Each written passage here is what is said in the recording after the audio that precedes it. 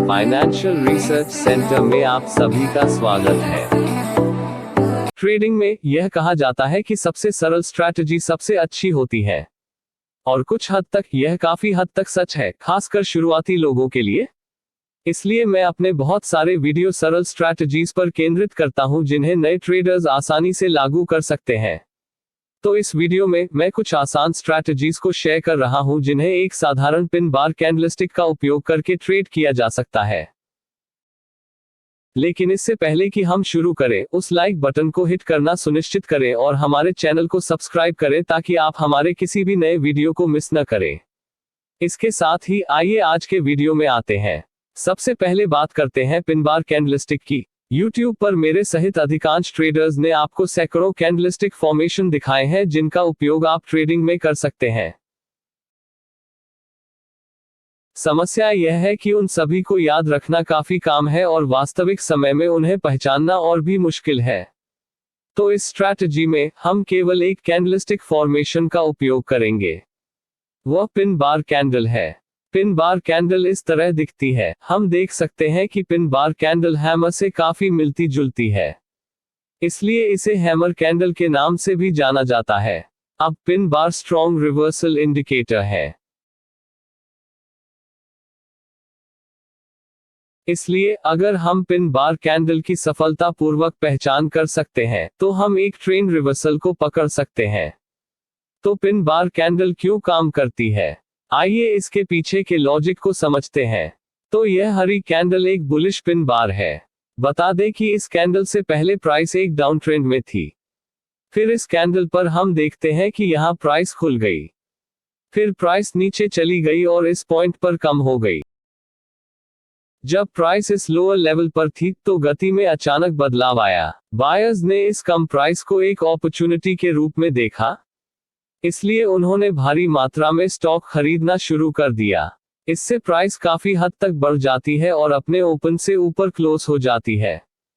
हम यह भी देख सकते हैं कि कैंडल अपनी हाइज के करीब क्लोज हो गई। यदि हम और भी डीप डाइव लगाते हैं तो हम कह सकते हैं कि सेलर्स प्राइस को ओपन से नीचे तक धकेलने में सक्षम थे, लेकिन बायर्स इतने मजबूत थे कि उन्होंने न केवल ओपन तक ग्राउंड को कवर किया बल्कि उन्होंने ओपन से क्रॉसओवर किया और कैंडल को हाइज के आसपास क्लोज कर दिया। इसलिए हम स्पष्ट रूप से देख सकते हैं कि बायर्स ने सेलर्स की तुलना में अधिक दूरी तय की।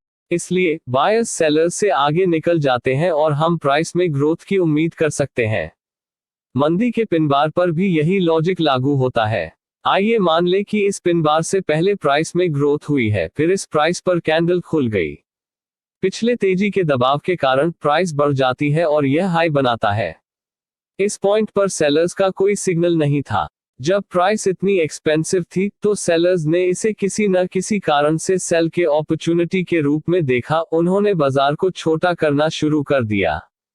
सेलर्स इतने शक्तिशाली थे कि वे न केवल ओपन में पहुंचे बल्कि उन्होंने कैंडल को उसके चढ़ाव के पास से पार और क्लोज कर दिया। इसलिए उन्होंने बायर्स को ओवरटेक किया और पिन बार कैंडल के साथ अपने इरादे प्रदर्शित किए। इसलिए हम यहां प्राइस में फॉल की उम्मीद कर सकते हैं। अब हमें यहां एक बात समझने की जरूरत है। प्रत्येक पिन बार कैंडल उलटने की ओर नहीं ले जाती है। उदाहरण के लिए यहां हम देखते हैं कि प्राइस एक मजबूत अपर ट्रेंड में थी। इस अपर ट्रेंड में हम बहुत सारे मंदी के पिन बार देखते हैं। अगर हम इनमें से प्रत्येक कैंडल को बेचते तो हमें भारी नुकसान होता। इसलिए हमें बैकग्राउंड की जानकारी को रेफरेंस में लेने और फिर एक अपॉर्चुनिटी की तलाश करने की आवश्यकता है। दूसरे शब्दों में, हम केवल एक पिन बार के गठन के आधार पर ट्रेड नहीं कर सकते हैं, जिसे हमें कॉन्फ्लुएंस और कन्फर्म की तलाश करने की आवश्यकता है। तो यहाँ ऐसी स्ट्रैटेजीज है जिनका उपयोग pin bar candle strategy number 1 के लिए किया जा सकता है। पिन बार कैंडलस्टिक्स के साथ सपोर्ट और रेजिस्टेंस का उपयोग करें। यह एक बहुत ही सरल स्ट्रैटेजी है और टॉपिक अपने लिए बोलता है। हम सपोर्ट और रेजिस्टेंस के मजबूत क्षेत्रों की तलाश करेंगे और हम इन लेवल्स पर पिन बार के गठन की प्रतीक्षा करेंगे। तो यहाँ एक सरल उदाहरण है। यहाँ हम देखते हैं कि प्राइस ऊपर की ओर थी। इस प्राइस पर शेयर को 2 बार रेजिस्टेंस का सामना करना पड़ा, इसलिए हमने इस लेवल को रेजिस्टेंस के रूप में चिन्हित किया। फिर प्राइस रेजिस्टेंस लेवल से टूट गई और रुक गई। तो अब यह लेवल रेजिस्टेंस से सपोर्ट में बदल गया है। बाद में हम देखते हैं कि प्राइस ने सपोर्ट लेवल पर एक पुलबैक बनाया। सपोर्ट लेवल पर हम 2 पिन बार कैंडलस्टिक्स देखते हैं जो त्वरित सक्सेशन में बनती है। यह एक मजबूत सिग्नल है कि प्राइस ऊपर की ओर फिर से शुरू हो सकती है, इसलिए हम यहां खरीदते हैं। हम अपने स्टॉप लॉस को सपोर्ट लेवल से कुछ पिप्स नीचे रख सकते हैं और हम अपने लक्ष्यों को पिछले हाई के आसपास रख सकते हैं। हमने इस ट्रेड पर अपने लक्ष्यों को आसानी से हासिल कर लिया है। इस ट्रेड पर हमारी सफलता का कारण यह है कि हमने ट्रेंड और सपोर्ट लेवल को रेफरेंस में लिया और पिन बार कैंडल के लिए हमारी एंट्री को ट्रिगर करने की प्रतीक्षा की। आइए एक सेल के ट्रेड को देखें। यहां हम देख सकते हैं कि प्राइस को इस लेवल पर 2 बार रेजिस्टेंस का सामना करना पड़ा, इसलिए हम कंफर्म कर सकते हैं कि रेजिस्टेंस लेवल मजबूत था। इसलिए जब प्राइस तीसरी बार रेजिस्टेंस लेवल के पास आई तो हम उम्मीद करते हैं कि प्राइस रेजिस्टेंस का पता लगाएगी, और ठीक ऐसा ही होता है। हम देखते हैं कि प्राइस रेजिस्टेंस लेवल पर एक पिन बार कैंडल बनाती है, इसलिए हम यहां बेचते हैं। हम अपने स्टॉप लॉस को रेजिस्टेंस लेवल से कुछ टिक रखते हैं और हम अपने लक्ष्य को हाल के लोअर लेवल के पास रखते हैं। जैसा कि आप देख सकते हैं, हमारे एंट्री के बाद एक ड्रामेटिक फॉल आई, इसलिए हमने इस ट्रेड पर भी प्रॉफिट कमाया। Strategy number 2, pin bar candlesticks के साथ ट्रेंड लाइंस का उपयोग करें। ट्रेंड लाइनों को केवल सपोर्ट और रेजिस्टेंस के नॉन हॉरिजॉन्टल लेवल्स के रूप में माना जा सकता है। जैसे सपोर्ट और रेजिस्टेंस ट्रेंड रेखाएं भी तकनीकी एनालिसिस का एक आइडेंटिकल बॉडी है। ट्रेंड लाइंस का उपयोग ट्रेंड की दिशा की पहचान करने के लिए किया जाता है और सपोर्ट और रेजिस्टेंस के क्षेत्रों की पहचान करने में हमारी सहायता करता है। हम ट्रेड के अपॉर्चुनिटी की पहचान करने के लिए पिन बार कैंडलस्टिक्स के साथ कॉन्फ्लुएंस में इन ट्रेंड लाइनों का उपयोग करेंगे। आइए एक उदाहरण देखें। यहां हम देख सकते हैं कि प्राइस को इन लेवल्स पर 2 बार सपोर्ट मिला है, इसलिए हमने इन लेवल्स को जोड़कर एक ट्रेंड लाइन को पार किया।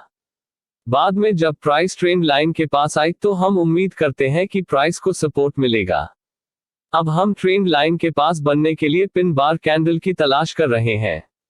यहां हमारे पास ट्रेंड लाइन पर एक सुंदर पिन बार कैंडल फॉर्म है, तो हमारे पास पिन बार और ट्रेंड लाइन का कॉन्फ्लुएंस है, इसलिए हम यहां बाइंग करते हैं। हम अपने स्टॉप लॉस को ट्रेंड लाइन से नीचे रखेंगे और हम अपने लक्ष्य को पिछली हाइस पर रख सकते हैं। जैसा कि आप देख सकते हैं कि हमारे एंट्री के बाद प्राइस ने एक मजबूत चाल दी। आइए अब हम एक विक्रय ट्रेड को देखें। यहां हम देखते हैं कि प्राइस को 2 बार रेजिस्टेंस मिला, इसलिए हम इन स्विंग पॉइंट्स को चिन्हित करने के लिए एक ट्रेंड लाइन को स्ट्रेच करते हैं। अब जब प्राइस तीसरी बार ट्रेंड लाइन पर लौटती है तो हम उम्मीद करते हैं कि प्राइस इस लेवल पर रेजिस्टेंस करेगी, इसलिए हम बिक्री के अपॉर्चुनिटी की तलाश करेंगे। यहां हम देखते हैं कि प्राइस ट्रेंड लाइन पर एक मंदी का पिन बार बनाती है। यह एक मजबूत बिक्री सिग्नल है, इसलिए हम यहां बेचते हैं और हम अपने स्टॉप लॉस को ट्रेंड लाइन से ऊपर रखते हैं। हम अपने लक्ष्यों को निकट अवधि के लो लेवल पर रखते हैं। जैसा कि आप देख सकते हैं कि हमारे एंट्री के बाद प्राइस ने एक मजबूत फॉल दी। तो यहाँ मैंने आपको 2 स्ट्रैटेजीज दी हैं जिन्हें आप आज से लागू कर सकते हैं और रिवॉर्ड प्राप्त कर सकते हैं। पिन बार कैंडल एक शक्तिशाली कैंडलस्टिक पैटर्न है।